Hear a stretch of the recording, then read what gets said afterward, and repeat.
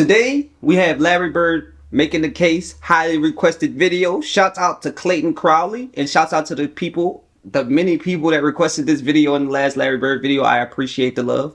Do me two favors before we jump into the video. I'm not even going to hold y'all with a long intro. We just going to go ahead and hop into it. Like the video. By liking the video, the way the YouTube algorithm works, YouTube will push the video out to more people and you'll be directly helping me to grow. And also subscribe to the channel. I'm trying to get to hundreds of thousands of subscribers. And if everybody that watched the video subscribe to the channel and like the video, we would be at our goals very soon. But I'm going to be extra consistent. I'm going to be in y'all face all year and we're going to be doing great things. So I'd appreciate if you join the family. Let's do this together. But other than that, I'm not going to hold you feel me? Let's just jump into it. Let's get it. Basketball is special. The size of the court and the lack of pads or helmets give fans the most intimate experience of a team sport that exists. And because of the different styles that basketball allows for, players develop their own distinct identities and signature styles through their creativity, flair, and athleticism. Nice. And although no player succeeds alone, the scoring volume and two-way nature of the sport give individual stars a nearly unprecedented amount of control over the flow and outcome of a game.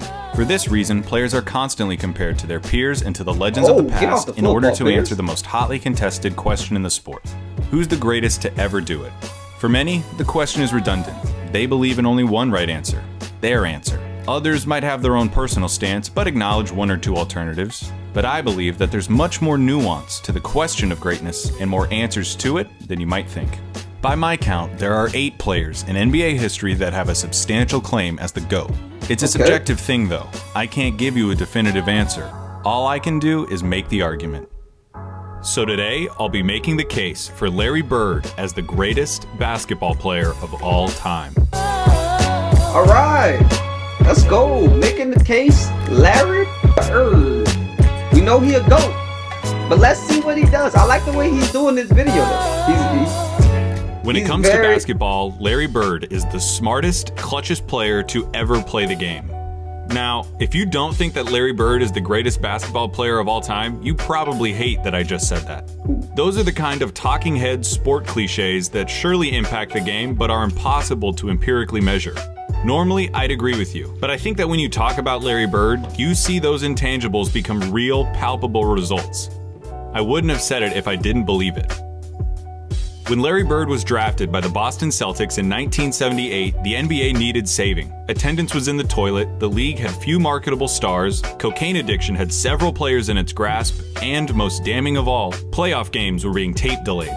Playoff games at the highest level of basketball were being put in the back seat for black and white movies and network reruns. Dang. But rather than join the Celtics after being taken 3rd overall, Larry Bird decided to return for his final year at Indiana State, a decision that would prove to be one of the most important in the history of the sport. Bird's final year saw the Sycamores tear through college basketball, going 33-0 before the national championship game. Bird, already claimed by the NBA's most historic and prestigious franchise, had established himself as the generational talent who would inherit the mantle of pro basketball. Indiana State's... Let me ask you old heads a question, because y'all be giving me some great insight and some great information. One of the things that I noticed about the Larry Bird story and the saving the NBA part of it, when he went back to college for that extra year, because that's the only time I've ever heard of that. Like, I don't know if has any other team or any other player ever done that. Like, because I know y'all be having a lot of knowledge that I don't have, and I like to ask questions. When he stayed that extra year and the Celtics kept him as their draft pick, like, I don't think I've ever heard of anything like that. And then, like, they let him play that senior year and he came the next year. That says a lot to his skills. Like, we don't even want to draft nobody else and wait till next year to try to draft him. We're going to keep him as our draft pick this year, and then we'll just wait on him. Like, that speaks volumes to how good this man is.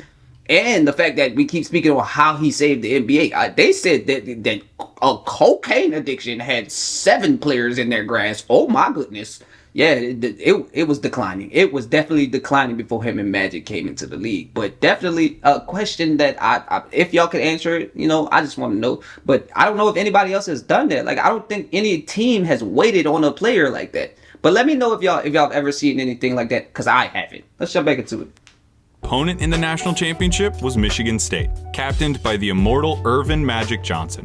The Sycamores Magic. lost the championship to the more talented Spartans in the highest rated game in the history of basketball at any level still to this day. The stage had been set. The next decade of basketball would be defined by the rivalry between the White Hick from French Lick and his Boston Celtics and the Black Magic and his Showtime Lakers. The rivalry between Bird and Johnson is entwined into the fabric of the NBA and is worthy of 100 documentaries.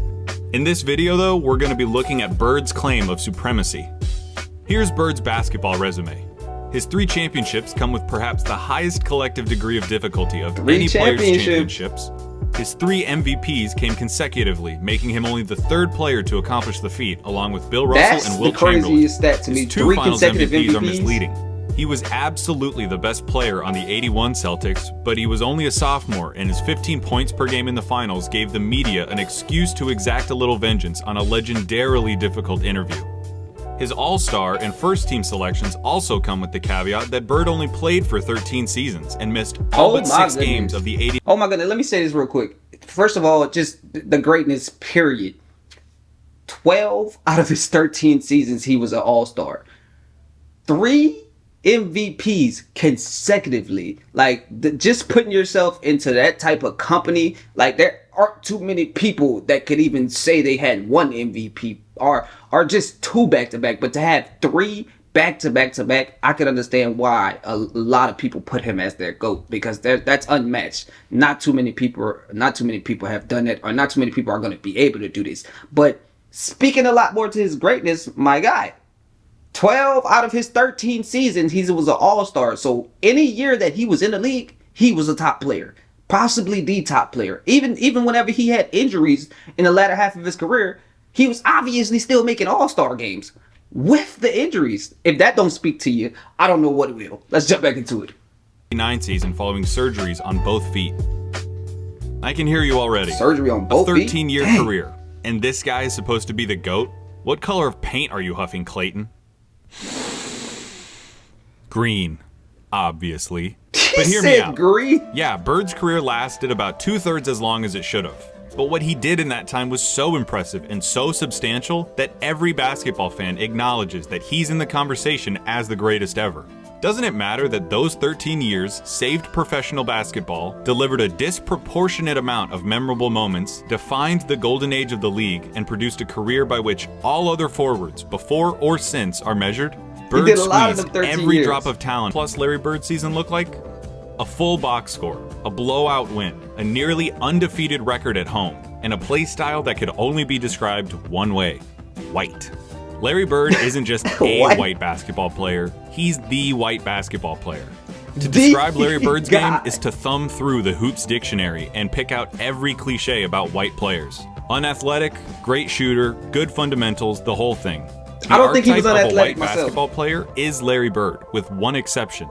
He had player. Jerry West called him nearly as perfect as you can get.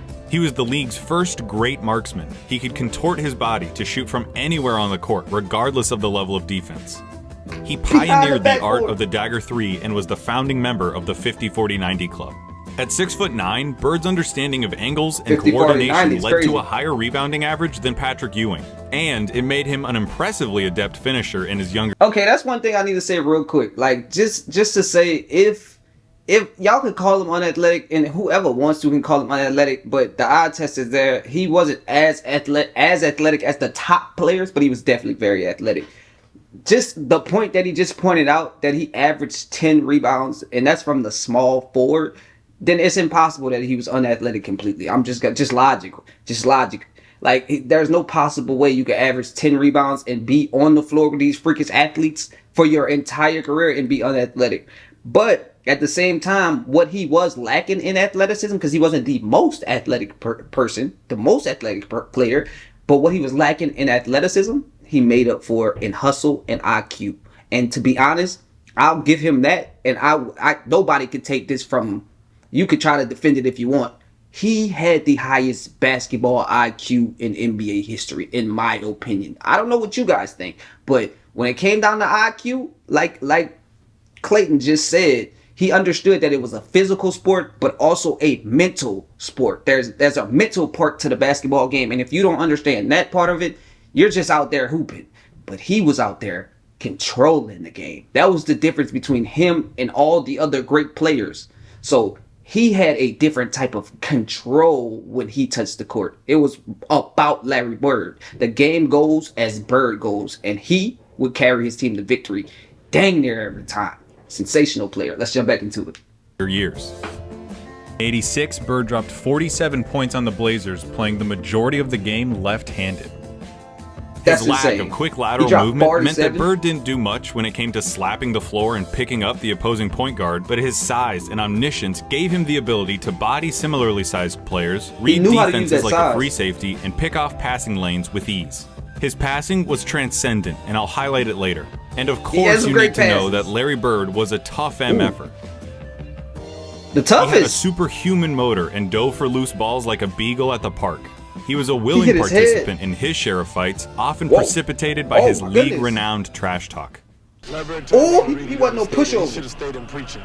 That was funny. He had 50 points. I was guarding in my rookie year. He looked at me and he goes, "You can't stop me." And I looked at him and I said, "Gosh, boy, you're so confident." He proceeded to score like 10 straight points on me. The coach took These were facts. He walks by and he's laughing at me. He was a basketball genius. He's going at He'd anybody. be a step ahead, a thought ahead, play the game like a chess game. I'd much rather guard Michael Jordan than True. Larry Bird because you have to play the game as a thinker when you're playing him. You have to get inside his mind. If you put all of us in a room, you know, Magic, Jordan, myself, and Bird probably be the guy who walks out of the room at the end of the day. Did you notice something during Different those testimonies? type of animal. Those are some of the best basketball players of all time, and they all sing Bird's praises like they were former assassins who had to go toe-to-toe with John Wick, and they're just happy to be alive. Bird excelled during one of the most talent-rich periods in league history. The abridged list of his basketball rivals goes like this: Dr. J and Moses Malone on the Philadelphia 76ers, Sidney Moncrief on the Milwaukee Bucks, Isaiah Thomas, Bill Laimbeer and the Bad Boy Pistons, Dominique Wilkins on the Atlanta Hawks, Bernard King on the New York Knicks, Michael Jordan on the Chicago Bulls, Hakeem Olajuwon and Ralph Sampson on the Houston Rockets, and of course, Magic Johnson, James Worthy, and Kareem Abdul-Jabbar on the Los Angeles Lakers. Alright, there's no point avoiding it any longer. We have to look at Magic versus Larry. If you have Magic over Larry, it's because he has 5 rings to Larry's 3, had a peak that lasted about 2 or 3 years longer than Larry's, and had a 2-1 record against Bird's Celtics in the finals. Perfectly legitimate, completely respectable arguments. They were definitely But in the interest of making Bird's case, allow me to retort. For nearly the entire decade of the 1980s, the Eastern Conference was irrefutably the more competitive conference between the two. Considering the competition, for Bird to have made 5 finals appearances is just as impressive as Magic's 9. As for the head-to-head record responsible for Magic's 2 extra titles, he had more help. Seriously, the Celtics' Big 3 and the Lakers' Big 3 get compared all the time historically as if they were of equal caliber. Absolutely, and that's why, like, I just say that, I had to pause it real quick. I say that because at the end of the day, if you try to put Magic over him, then you got to consider the fact that Magic had Kareem Abdul-Jabbar on his team. And James Worthy was also on the same college team as Michael Jordan, which he was the better player on the team when he played with them. You know, so you got to take those type of things into consideration. Larry Bird did have help, but he made his help look better. Magic Johnson had help from people who were already top tier players. There's a big difference in that.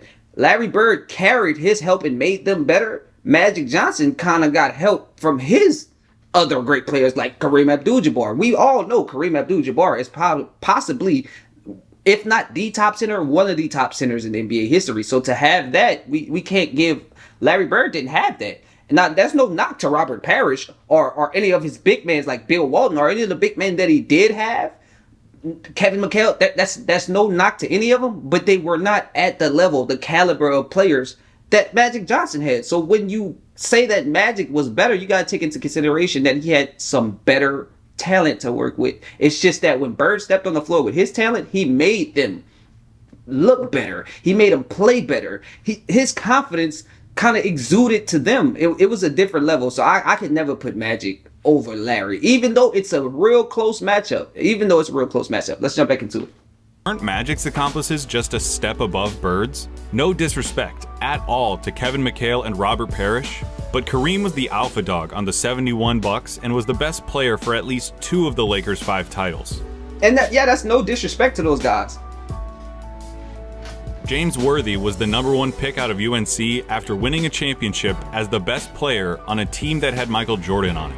Throw in the fact that that's Magic what I was got to talking be about. coached by Pat James Riley, Worthy one was of a the hooper. most brilliant minds in basketball history, and you could say that the Magic Bird argument comes down to one thing: luck. So if their careers come down to luck, the question just be the fact that his play would translate perfectly into the league today. A 6'9" sharpshooting forward with eyes in the back of his head who averaged double-digit rebounds in an era against Moses and Lambeer. He'd gobble up boards as a power forward. He'd be an offensive mismatch against everybody as a small ball center, and his off-ball skills and passing would pair perfectly with the flow of today's game. Add in his competitive mania and 3 generations worth of medical advancements, and we're talking about a player who could have stuck around so long they would have had to rename the league. As you've been watching these clips of Bird, I would hope that you would notice something. He always knows where everybody is.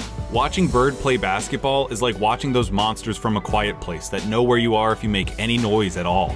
Bird had a level of clairvoyance that bordered on the unnatural. In '85, he ended up one steal away from a quadruple-double after playing just the first 3 quarters.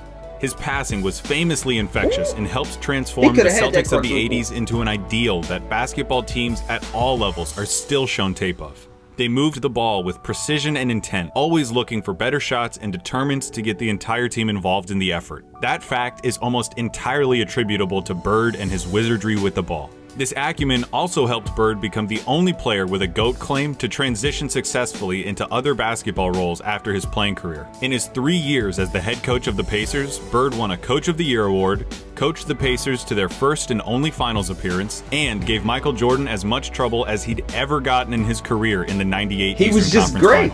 After moving into a front office role for Indiana, he won Executive of the Year in 2012, becoming the only person to have an MVP, Coach of the Year, and Executive of the Year award. On the court or off of it, inside and out, Larry Bird sees basketball as only he can.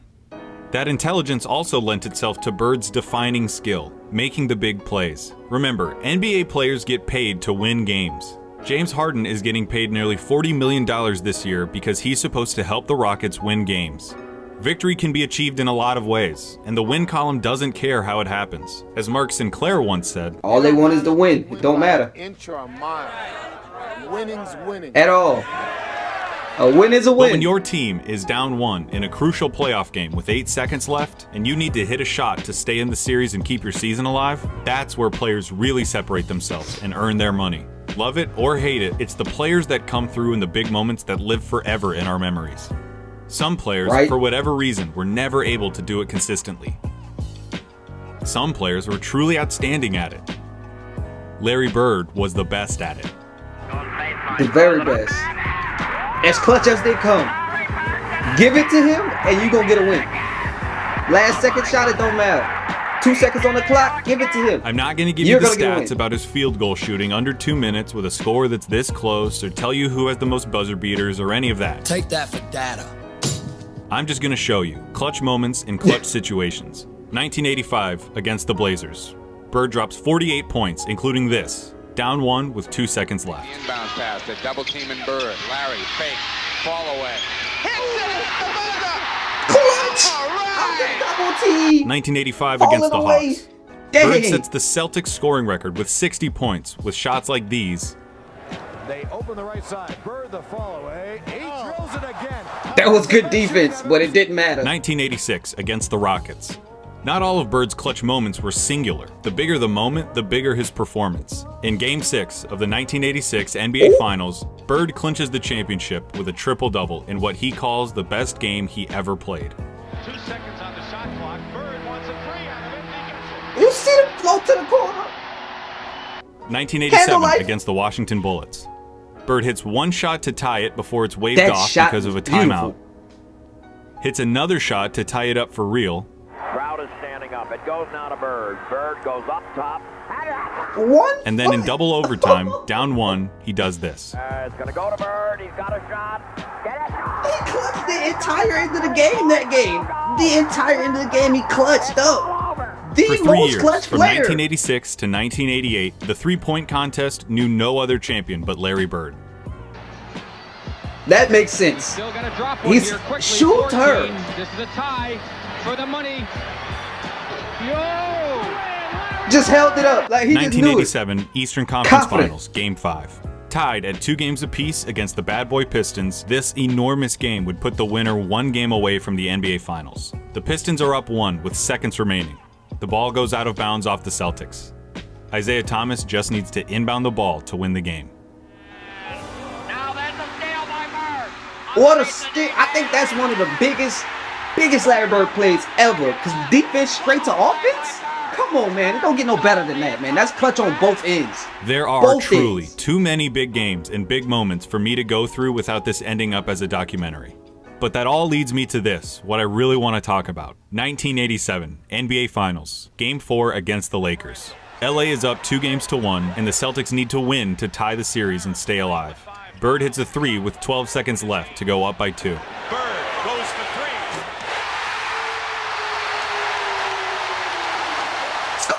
Kareem comes down and gets fouled with 8 seconds left. He makes the first, but misses the second. Oh, that's not clutch. LA He ends just up with missed the the ball. second free throw. 7 seconds left, down 1 point. In the low post, being guarded by Dennis Johnson. Byron Scott is in the ball game now. Magic hits this, the baby skyhook. Magic with a hook shot. Scores with 2. That was a nice shot. 2 That baby seconds left. skyhook was nice. Down 1. Dennis Johnson on the inbound. Bird fires it. What do you think happens? The separation. What? I bet it wasn't that. When I paused the tape and the ball was hanging in the air, you thought it was going in. I just knew Bird it was thought it going was in. going in. Magic thought it was going in. Wow. I've seen this game before, and I still think it's going to go in. Wow. But it didn't. I thought it Pat was going Riley in. said it himself. We got lucky. And that, a missed shot Definitely in the got NBA lucky. Finals Definitely is why got he's the lucky. clutchest. Because after he makes the big plays, has the big games, hits the big shots, time and time again, you expect him to hit every shot. Yeah, I to win expected him every to hit game. that. He never And in lied. those fleeting moments when he doesn't, when he looks like a mere human, when he looks like everyone else who tries to do Dang, what he that does, you just can't believe it. That's what Larry Bird did. He made the big plays so often you thought he was going to make them every time. Right? He helped turn basketball into a global phenomenon, paving the way for every Michael Jordan, Kobe Bryant, or LeBron James who comes through our lives. He played basketball in its purest form and captained a team that is consistently ranked among the greatest of all time. True. He has the second highest win percentage in the history of the NBA. The second highest? Behind Magic by less than 1/2 of 1%. Oh, Magic got the about highest? 10 games. Dang, that's He was tough. the complete That's tough. package, a player with no holes in his game whatsoever. They called him Basketball Jesus. He didn't get that name without doing something extraordinary. He saved basketball. And he did it by playing it better than anyone else. Here's Magic at Bird's retirement in 1993. Larry Bird said that there would be another Larry Bird one day. And Larry, there will never, ever, ever be another Larry Bird. That's love. To That's the love. greatest basketball player ever, but more important, a friend forever. Right? Not only a great rivalry, but also a great friendship. Also ended up being a great friendship, guys. I thought this was a sensational video. And making the case for him, I don't care if he only played 13 seasons. Like, them 13 seasons can go up against a 20, 25 season if somebody made it that long, and you could definitely still put him in the debate. Just the fact that you can put him in the debate with just those 13 seasons speaks volumes. And you got to take into consideration that he saved the NBA. Maybe these other people that had the longer careers than him wouldn't have never been able to play if he wouldn't have saved the NBA. You know, him and Magic. But there was one other thing that I thought was very interesting, and I want to elaborate. I want to speak on it a little bit. They said you could pick either one when it came down to, like, if you was throwing them both in the NBA today, you could pick either him or you could pick Magic. It's close. Somebody would pick Magic over him. Let me tell you why you wouldn't pick Magic. Well, why I wouldn't pick Magic over him. If in any era, any time, and like they said, you could plug and play. You could plug Larry in on any team. It doesn't matter what team it is, he will fit. That wouldn't work with Magic Johnson. And you know why? One of the biggest reasons is the jump shot. We all know Larry Bird is a great shooter, probably one of the best shooters. 50, 40, 90 started the club. That just that alone just speaks volumes. But to be completely honest, Magic didn't have the type of jump shot he is. As a matter of fact, I'll go even far enough to say that Magic wasn't that good of a jump shooter. So that puts Bird over him a lot. Why? Because not only was Magic not a good jump shooter, Larry was possibly one of the greatest jump shooters. So you couldn't put Magic Johnson on a team and surround him on a team that doesn't have shooters. He wouldn't fit correctly. But put Bird on that same team and he'll make the shots. You could plug him in on any team and he'll make the shots. That's one thing that I'll say would put him over Magic. If even when we talk about the percentages and how Magic had the 9 appearances in the finals to Bird's 5, you could correct me if I'm wrong. But to be completely honest, that puts him over him. Like, jump shots and shooting is very important when it comes down to the game of basketball. It's not the most important thing, but if you have it, it takes your game to a whole new level. If you don't, there's a lot of players that came into the NBA and then they got put out the NBA, or they didn't make it in the NBA because they could not get a good jump shot and they wasn't able to just be more athletic or do all these things they did in college. So they needed to develop that jump shot in order to stay, and some people couldn't do it. Now Magic just so happened to have, like, I'm not gonna say he wasn't a good shooter at all, but when it comes down compared to Bird, no, there's no question. Like, he was not a good shooter compared to Larry Bird, and he just didn't have the type of three-point game that he did. So when you talk about that comparison, that's one of the biggest things that puts him over, that puts Larry over him. And if we go stats wise, you know, it's probably very close, but at the end of the day, when it comes down to winning basketball and making your entire team better in every area in the game, there's one big area that Magic Johnson lacks. That's one of the most important areas. So therefore, in my opinion, you automatically put Larry Bird over him. That was one of the things that stood out to me the most. But also, those 3 consecutive MVPs. Oh my goodness.